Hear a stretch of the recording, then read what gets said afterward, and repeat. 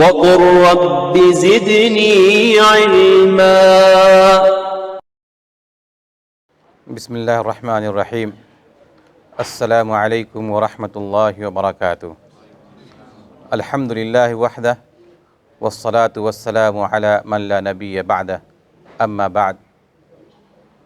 ہم لوگ الدروس المہمہ لعامۃ الامہ، جو کہ علامہ ابن باز رحمۃ اللہ علیہ کی کتاب ہے، اس کا درس شروع کیے ہوئے ہیں۔ اس میں سے پہلا درس ہم لوگوں نے کچھ حاصل کیا تھا، اور اس میں جو سورہ فاتحہ کے تعلق سے ہماری گفتگو چل رہی تھی، اس کے اندر ہم لوگوں نے کچھ سیکھا تھا کہ سورہ فاتحہ کے نام کتنے ہیں اور کون کون ہیں، اور اس کا وجہ تسمیہ کیا ہے، اسماء کے کیا معانی ہوتے ہیں، ان تمام چیزوں کو ہم لوگوں نے سیکھا تھا۔ آج انشاءاللہ سورہ فاتحہ کے معانی جاننے کی کوشش کریں گے۔ چنانچہ اللہ رب العالمین نے قرآن کریم کے اندر ارشاد فرمایا، بسم اللہ الرحمن الرحیم، الحمد للہ رب العالمین الرحمن الرحیم مالک یوم الدین، ایاک نعبد و ایاک نستعین، اہدنا الصراط المستقیم، صراط الذین انعمت علیہم غیر المغضوب علیہم ولا الضالین۔ شروع کرتا ہوں اللہ کے نام سے، جو کہ بڑا مہربان نہایت رحم کرنے والا ہے۔ الحمدللہ رب العالمین، سب تعریفیں اللہ کے لیے ہیں جو تمام جہانوں کا پالنے والا ہے۔ الرحمن الرحیم، بڑا مہربان نہایت رحم کرنے والا ہے۔ مالک یوم الدین، بدلے کے دن یعنی قیامت کا مالک ہے۔ ایاک نعبد و ایاک نستعین، ہم صرف تیری ہی عبادت کرتے ہیں اور تجھ سے ہی مدد چاہتے ہیں۔ اہدنا الصراط المستقیم، ہمیں سیدھی راہ دکھا دے۔ صراط الذین انعمت علیہم، ان لوگوں کی راہ جن پر تو نے انعام کیا۔ غیر المغضوب علیہم ولا الضالین، ان لوگوں کی راہ نہیں جن پر غضب کیا گیا، یعنی وہ لوگ جنہوں نے حق کو پہچانا مگر اس پر عمل پیرا نہ ہوئے، اور نہ گمراہوں کی، یعنی وہ لوگ جو بلا علم عمل کرنے کے سبب راہ حق سے بھٹک گئے۔ یہ ایک مختصر معنی ہے۔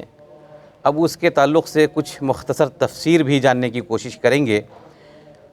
آپ لوگوں کو بخوبی معلوم ہے کہ سورہ فاتحہ ایک ایسی سورت ہے جس کو ہم لوگ ہر نماز کے اندر اس کی تلاوت کرتے ہیں، اس کے بغیر نماز نہیں ہوتی ہے۔ اس کی تفسیر بتانے کی اس لیے ضرورت پڑی کہ ہم لوگوں کو پتہ چلے کہ ہم لوگ کیا پڑھ رہے ہیں اور اس کے کیا معنی ہیں، رب سے ہم کیا کہہ رہے ہیں۔ جب ان معانی کو ہم سمجھ لیں گے تو یقیناً اس سے سب سے زیادہ مستفید اور فائدہ اٹھانے والے ہم ہی لوگ ہوں گے۔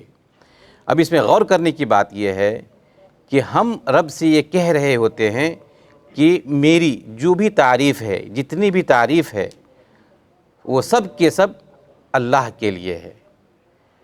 اب یہاں پر بہت بڑے سوال کا ہمیں جواب مل گیا ہے۔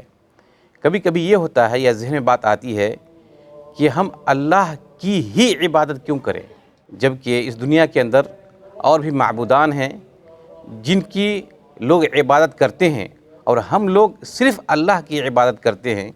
تو آخر ہم صرف اللہ کی ہی عبادت کیوں کریں؟ اللہ کے اندر کون ایسے خصوصیات پائے جاتے ہیں جن کی وجہ سے ہم اللہ کی ہی عبادت کریں گے؟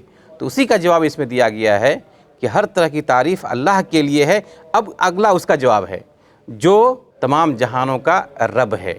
رب کا معنی یہ ہے کہ آپ یہ کہہ رہے ہوتے ہیں کہ اللہ تعالیٰ یہ ہمارا خالق ہے اور ہمارا پالنہار ہے، وہی مالک ہے، وہی رازق ہے۔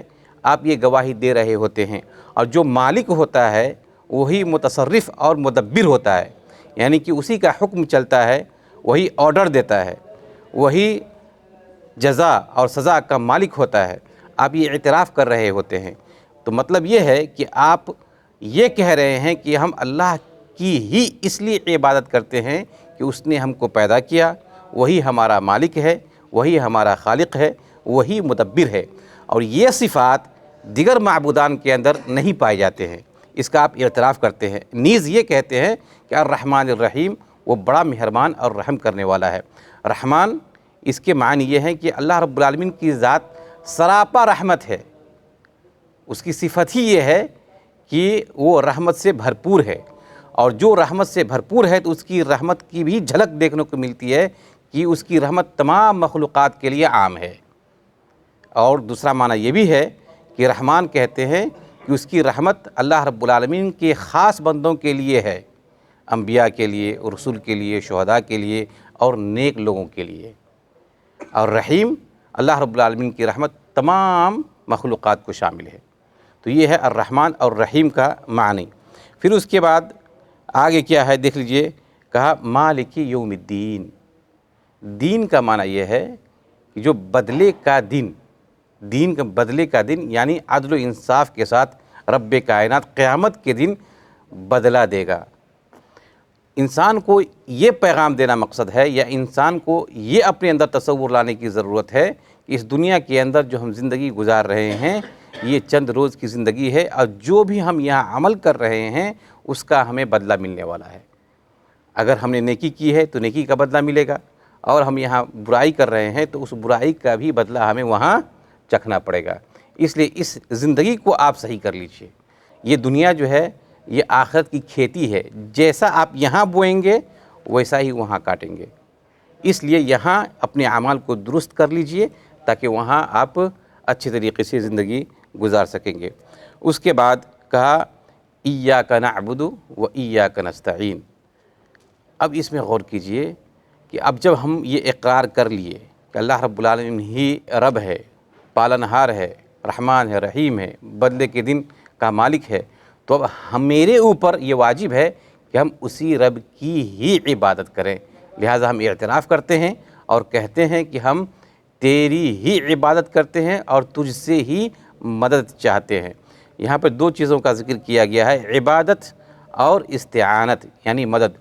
اس سے یہ پیغام دینا مقصد ہے کہ کسی بھی عبادت کے لیے رب کی مدد کا ہونا ضروری ہے۔